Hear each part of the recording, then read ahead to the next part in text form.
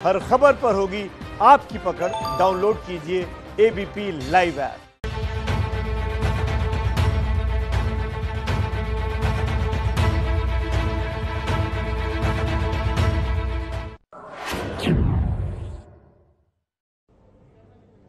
नमस्कार, आप देख रहे हैं एबीपी न्यूज। मैं हूं आपके साथ शोभना यादव।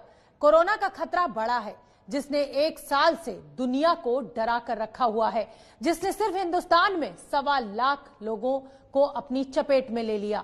पर अब कोरोना का हारना भी तय हो गया है, क्योंकि कोरोना के खिलाफ जंग का बिगुल बज चुका है। लेकिन अब भी आपको सावधान रहने की बेहद जरूरत है। आपकी सावधानी और वैक्सीन से ही कोरोना मरेगा, और वैक्सीन जल्द ही बाजार में आने वाली है। उम्मीद जगी है 2 देशों की 3 कंपनियों से। आज ऑक्सफोर्ड की वैक्सीन कितनी असरदार होगी, उसका नतीजा भी आ चुका है। अब कोरोना से मुकाबले के लिए 3 वैक्सीन तैयार हैं। अमेरिका की फाइजर कंपनी की वैक्सीन रेस में सबसे आगे है। उसका असर भी 95% तक सकारात्मक दिख रहा है। तो दूसरे नंबर पर अमेरिका की ही मॉडर्ना कंपनी की वैक्सीन है। तीसरे नंबर पर ऑक्सफोर्ड की वैक्सीन है, और यह वैक्सीन बनकर तैयार होने वाली है, बाजार में आने भी वाली है। लेकिन हर शख्स को वैक्सीन का टीका लगने में अभी लंबा वक्त लगेगा, और तब तक लोगों के लिए मास्क और सोशल डिस्टेंसिंग ही बचाव का इलाज है। लेकिन अफसोस कि राजधानी दिल्ली में कोरोना विस्फोट के बावजूद लोग जिम्मेदारी नहीं दिखा रहे हैं, और सरकारी कोशिश पर भी सवाल उठ रहे हैं। ये दिल्ली के बाजारों से आई एक और ताजा तस्वीर है, जिसे देखने के बाद ये समझना मुश्किल नहीं कि क्यों कोरोना ने दिल्ली में दोबारा दहशत बढ़ा दी है। दहशत की वजह साफ है कि पिछले 3 दिनों से दिल्ली में रोजाना 100 से ज्यादा लोगों की मौत हो रही है। राजधानी दिल्ली में कोरोना का कहर एक बार फिर से बढ़ता जा रहा है, जिसका सबसे खौफनाक नतीजा सीमापुरी शमशान घाट पर नजर आ रहा है, जहां कोरोना मरीजों की मौत के बाद चिताओं के जलने का सिलसिला थम नहीं रहा। ये तस्वीर डरावनी है, लेकिन देखनी जरूरी है। ये जितेंद्र सिंह है, जो शहीद भगत सिंह सेवा दल के नाम से संस्था चलाते हैं, और कोविड के संकट काल में इनकी संस्था कोविड से जान गंवाने वालों के शव को अस्पताल से शमशान घाट तक पहुंचाने का काम करती है। इनसे ही जानिए दिल्ली में दोबारा कोरोना के विस्फोट का अंजाम क्या हुआ है। दिल्ली के अंदर बीच में जो थोड़ा सा ठहराव आया था मौत के तांडव का, वो पिछले 10-15 दिन से एकदम से फिर बढ़ गया है। खास करके जैसे हमारे ईस्ट दिल्ली में, जहां हमारी 5-6 डेड बॉडी आती थी, 20 से 25 डेड बॉडी आनी शुरू। देखिए, पहले आंकड़ा जो था वो हमारा जो 10-12 डेड बॉडी का था, आज वो 20-25 तक पहुंचना एक बहुत खतरे की निशानी है। और आज हॉस्पिटल में कहीं भी बेड खाली नहीं है। कोरोना की वजह से अब राजधानी दिल्ली में मौत का आंकड़ा भी बढ़ता जा रहा है। पिछले 2 से 3 दिन की बात करें तो यह आंकड़ा प्रतिदिन 100 से ज्यादा का पहुंच चुका है। और ऐसे में एक बार फिर से शमशान घाटों पर कोविड से मरने वाले लोगों की जो डेड बॉडी हैं वो बड़ी संख्या में पहुंच रही हैं। हम इस समय सीमापुर स्थित शमशान घाट के बाहर मौजूद हैं, जहां पर दोनों ही प्रकार की जो बॉडीज हैं वो आती हैं, कोविड वाली भी और नॉन कोविड वाली। पिछले हफ्ते 10 दिन से जो कोविड की वजह से मौत का आंकड़ा है काफी बढ़ गया है। चाहे जितेंद्र सिंह हो या फिर इस शमशान घाट में अंतिम संस्कार कराने वाले पंडित, सभी कोरोना के नए खतरे के बारे में बता रहे हैं, और दिल्ली सरकार की लापरवाही को भी उजागर कर रही है। ये कह देना सरकार का, ये कह देना कि दिल्ली के अंदर सब ठीक है और आंकड़े कम हो रहे हैं, ये बिल्कुल गलत है। और ये कह देना कि बेड खाली पड़े हैं। आप चलिए, मैं आपको दिखाता हूँ। मेरे सामने मैक्स हॉस्पिटल में पेशेंट बाहर लेटे हुए हैं, लेकिन वहाँ पर अंदर नहीं ले रहे हैं। हमें जो है दिल्ली सरकार की तरफ से हमें कोई मदद नहीं मिल रही है।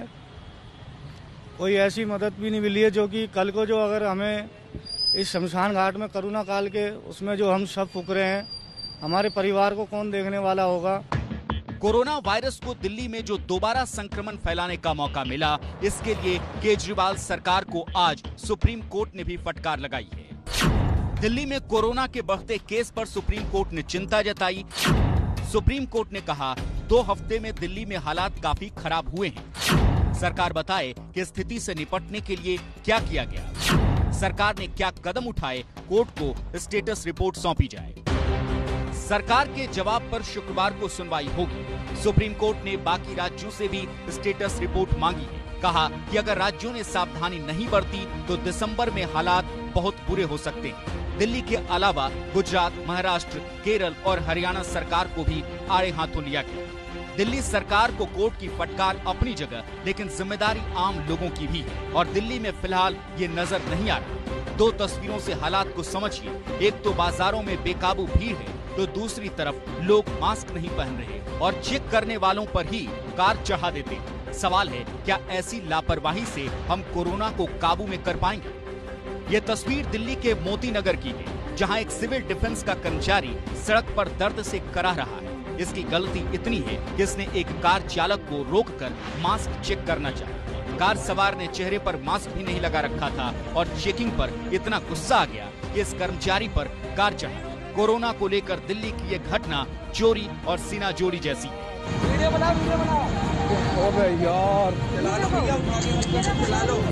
और लापरवाही का ये आलम तब है जब दिल्ली में रोज केस बढ़ते जा रहे हैं। कोरोना की तीसरी लहर दिल्ली को बुरी तरह डरा रही है, लेकिन मौत के इन आंकड़ों को देखकर भी डर नहीं रहे, लोग संभल नहीं रहे।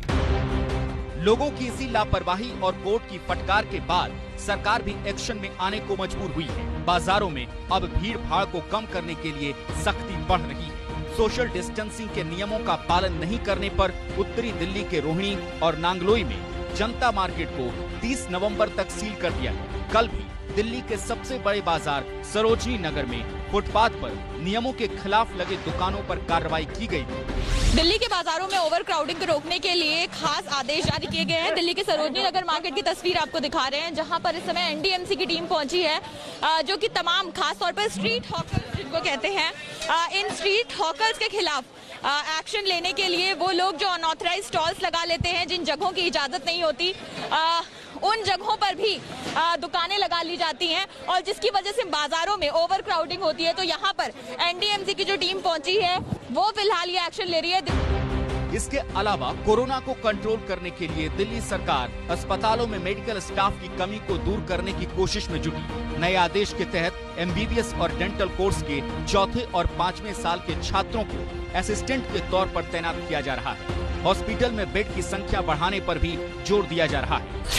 बाबा साहेब अम्बेडकर अस्पताल में 52 आईसीयू बेड बढ़ाए गए। जीटीबी अस्पताल में भी 232 आईसीयू बेड बढ़ाए जा रहे हैं। पिछले 4 दिनों में प्राइवेट अस्पतालों में 500 बेड की बढ़ोतरी की गई है। मौत के बारे में मैं आपको बता दूं, पीछे जो पराली के जलने से जितना पॉल्यूशन हुआ था, इसकी वजह से केस खराब हुए। जितना पॉल्यूशन था, जो कोविड से पीड़ित थे उनके केस काफ़ी खराब हुए और उसकी वजह से डेथ में काफ़ी इजाफा हुआ। अब पिछले 3-4 दिन से पॉल्यूशन कुछ कम है, तो इसका इफेक्ट धीरे धीरे 2-3 हफ्ते में देखने को मिलेगा, डेथ कम होंगी। क्या देश में एक बार फिर लॉकडाउन लगेगा?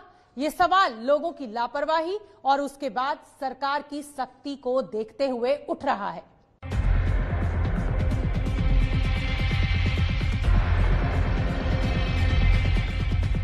देश में कोरोना का आंकड़ा 91 लाख के पार जा चुका है। कोरोना की दूसरी और कुछ राज्यों में तीसरी लहर ने चिंता बढ़ा दी।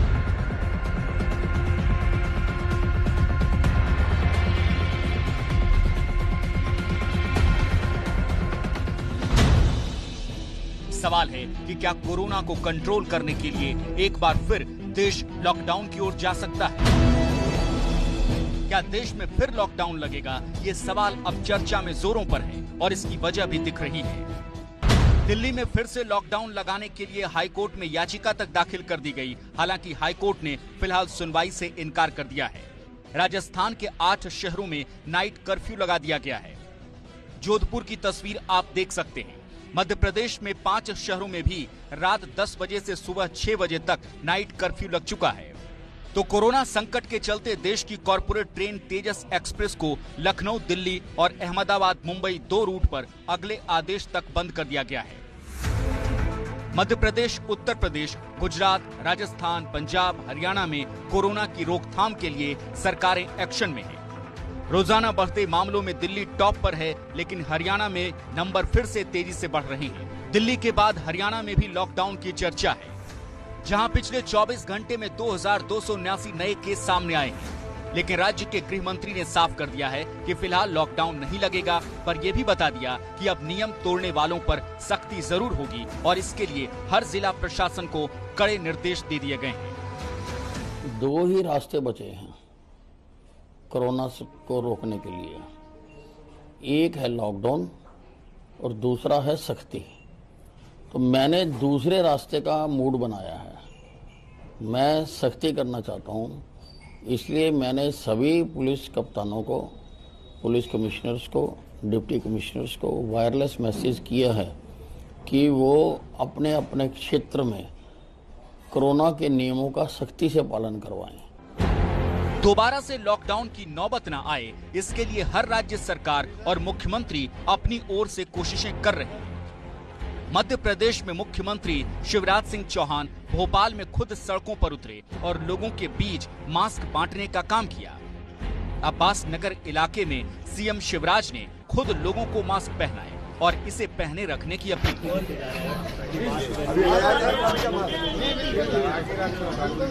बीमारी से निपटना है अपन को, और कोई तरीका नहीं है।